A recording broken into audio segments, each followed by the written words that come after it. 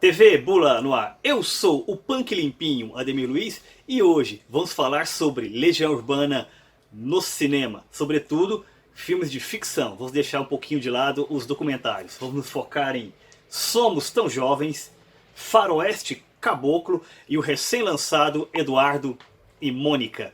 E quem irá dizer que não existe razão nas coisas feitas pelo cinema brasileiro?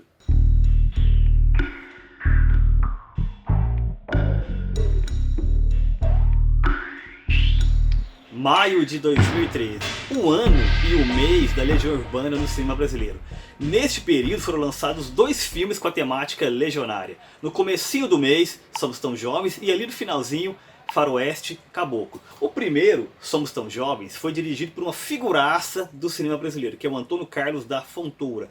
E se existe um resumo para este filme, é o seguinte: é uma espécie de Renato Russo Begins. A trilha sonora, Justiça Poética, foi feita por Carlos Trilha, o tecladista que havia trabalhado com Renato Russo em seu disco solo. The Stonewall Celebration Concert, cantado em inglês, e Equilíbrio Distante, cantado em italiano. O elenco é bem desigual, vai do muito bom até aquele registro de teatrinho de paróquia. O destaque vai para o protagonista, que é o Tiago Mendonça, que ele havia interpretado anteriormente o Luciano em Dois Filhos de Francisco, e aqui ele segura muito bem o filme. O filme é praticamente ele. Ao lado dele também, com uma boa atuação, tem a Laila Zaid fazendo a Ana Cláudia, que é um personagem fictício, mas que representa vários personagens, que seriam amigos, do Renato Russo. Outro destaque também é a Bianca Comparato, que faz a irmã do Renato Russo, a Carmen Lúcia. O restante do elenco, assim, amadorístico. Somos Tão Jovens foi bastante criticado na época do lançamento. Muita gente dizia que era uma história muito censura livre, muito limpinha, muito malhação, para um período da vida do Renato Russo que deveria ser épico, que é aquele momento antes da Legião Urbana, em que ele estava no aborto elétrico, a fase punk, a fase do trovador solitário e tal. Só que muitas pessoas não percebem que, no final das contas, era um bando de adolescentes, ou jovens, adultos, em Brasília, tentando ali criar uma banda de garagem. Então, basicamente é a história de uma banda de garagem. Na minha opinião, Somos Tão Jovens funciona muito bem por isso. Porque, como dizia o próprio Renato Russo, éramos punks, mas a gente rasgava a calça com todo cuidado e ela era muito limpinha. Jean-Paul Sartre, o filósofo francês existencialista, tem aquela ideia de que a vida é marcada por momentos mágicos. E esse filme é exatamente isso. Ele pontua o que seriam esses momentos mágicos da trajetória do Renato Russo, que no final das contas eram exatamente elementos do seu cotidiano, que claro, foram mistificados e mitificados na mentalidade dos fãs. Eu pessoalmente, então, gosto muito de Somos Tão Jovens. Para mim é bastante divertido. Em outras palavras, um bom filme ruim. Diferente de Faroeste Caboclo, que é um filme bom, porém ruim. Como assim? Faroeste Caboclo é uma produção muito mais bem cuidada, muito mais bem fotografada, muito mais bem produzido, com direção muito mais rica e sofisticada que é do René Sampaio, o mesmo de Eduardo e Mônica. Uma trilha sonora feita também por uma lenda do rock and roll, que é o Felipe Seabra. O elenco muito mais coeso, muito mais forte, capitaneada ali pelo Fabrício Boliveira, com a Isis Valverde ali usando seu carisma televisivo. Assim, tudo funciona bem. O vilão também, o Felipe Abib, fazendo um Jeremias com força e tal. Porém, apesar de tudo isso, tem um pequeno probleminha. Faroeste Caboclo é um bom filme, porém não é uma boa adaptação. Para bom entendedor, meia palavra basta. Mas para todo mundo entender, vou usar uma palavra completa. E a palavra do dia é caboclo. Dicionário Aurélio da língua portuguesa.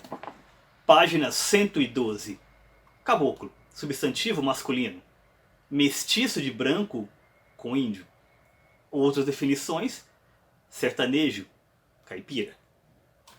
E para não deixar dúvidas com a palavra, o próprio Renato Russo, na lendária revista Bis, ano 4, número 7 de 1988, matéria de capa: Faroeste Caboclo, a verdadeira história de João de Santo Cristo. Página 52. A música é totalmente fictícia. E é engraçado porque o João de Santo Cristo é um garoto de classe média e as pessoas não percebem isso.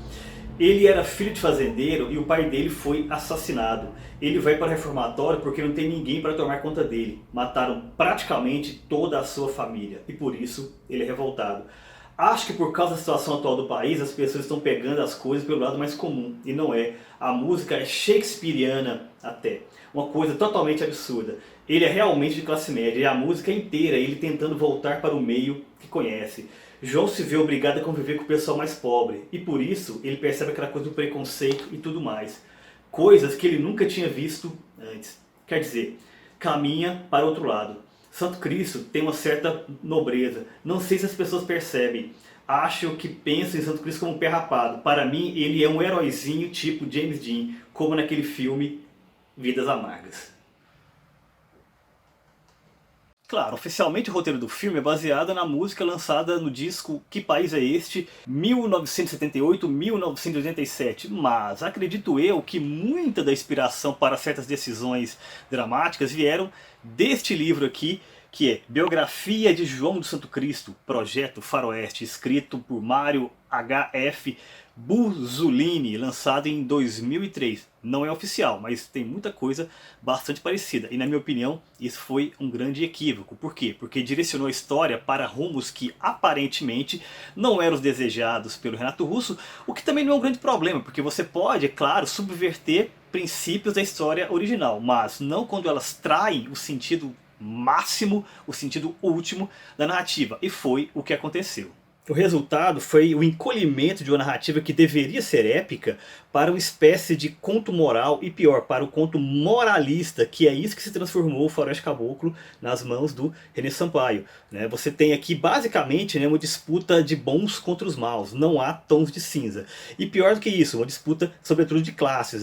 É o traficante rico contra o traficante pobre, o pai rico contra o pretendente pobre, tudo isso diminui muito o escopo da história em que se inspirou. E isso transformou João do Santo Cristo, um personagem complexo, multifacetado, numa figura de papelão, uma figura bidimensional, sem dimensão. Apenas um coitadinho que nunca age, apenas reage. Isso me lembra o Paulo Francis, quando ele dizia: quando vejo um pobre do cinema brasileiro, tenho vontade de sair gritando: é santo, é santo. João do Santo Cristo é tudo, menos um santo.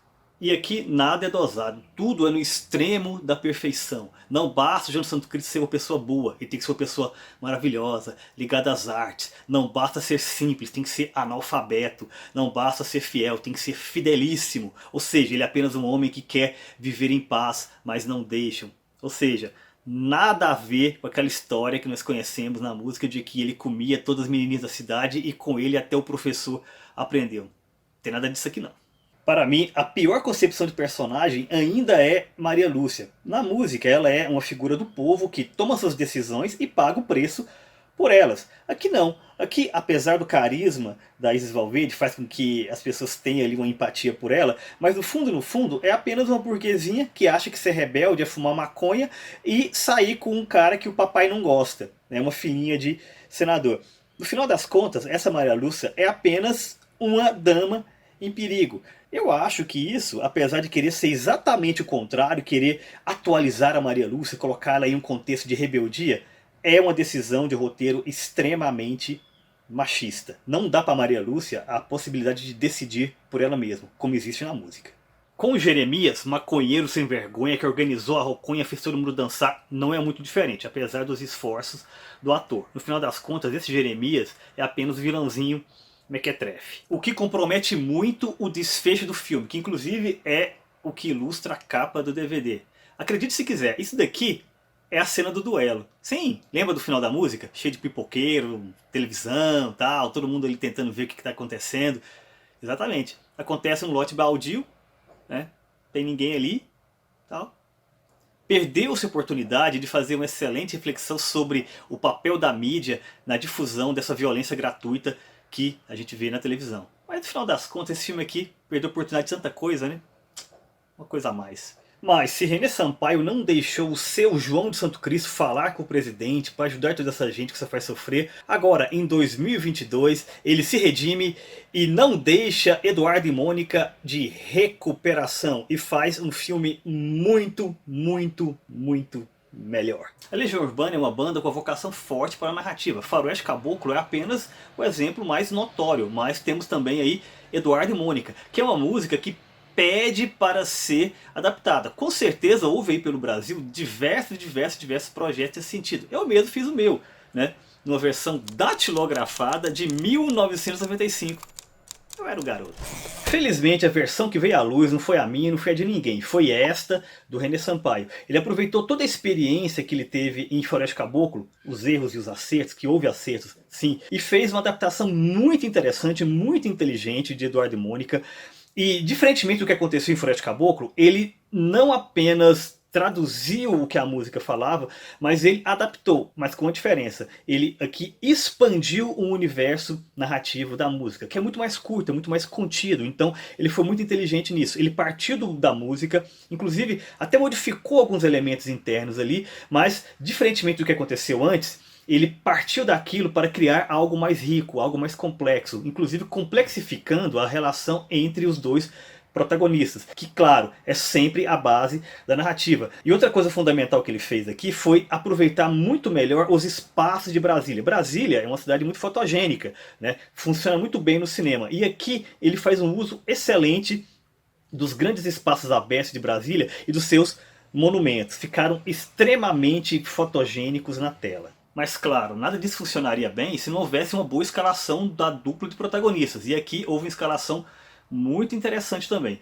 Alice Braga, né, a Mônica, talvez não fosse a opção lógica para a Mônica, mas ao mesmo tempo é difícil imaginar quem poderia ser. E ela funciona muito bem no papel, é extremamente convincente. Passa a questão da maturidade da personagem e ao mesmo tempo esse espírito livre que ela tem, que inclusive em alguns momentos da narrativa dá até para perceber que ela é muito mais complexa do que muitas vezes mostra, né, aparentemente. Ou seja, ela no meio daqueles amigos hippies malucos dela ali, ela fica ensimesmada, talvez muito mais Eduardo do que ela imagina inicialmente que seja. E falando em Eduardo, o Gabriel Leone, numa interpretação extremamente surpreendente, né, ele de fato passa a sensação de que é um adolescente de 16 anos. O filme foi feito já tem alguns anos, me parece que a filmagem principal foi em 2018, 2019, ou seja, já era um rapaz de uns 25 anos, e aqui ele interpreta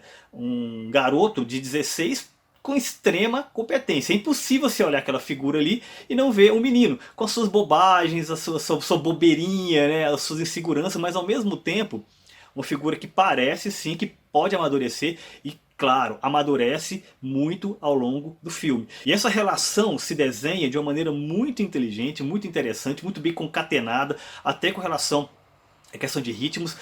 A única coisa que talvez a gente possa comentar é uma opção diferente do que há na música. Se você observar com atenção, ela é sempre para cima. Claro, fora das diferenças, das dificuldades e tal, mas é sempre a partir de um registro positivo. Aqui não. Aqui o que sempre se destaca é a dificuldade. Mas isso eu acho que é em função da mídia, né? Obviamente, né, o cinema vai trabalhar com a questão do conflito e tem a questão da duração também da obra. E no final das contas, tudo se resolveu muito bem, né? Então essa narrativa adaptada soube passar muito bem de uma mídia para outra. E para finalizar, um registro que eu acho que vale a pena ser feito. Faroeste Caboclo, apesar de não ser uma boa adaptação da música, na minha opinião, não sobrevive sem a música. Sem a relação de um com o outro, o filme simplesmente desaparece. Acontece o exato oposto com Eduardo e Mônica. É uma boa adaptação da música e o melhor ainda, é um excelente filme em termos de narrativa independente. Ou seja, o filme fala por si só. Em se tratando de Legião Urbana no cinema, entre mortos e feridos, salvaram-se todos. Urbana Legio Omnia Vincit. Se inscreva no canal e se aliste na Legião.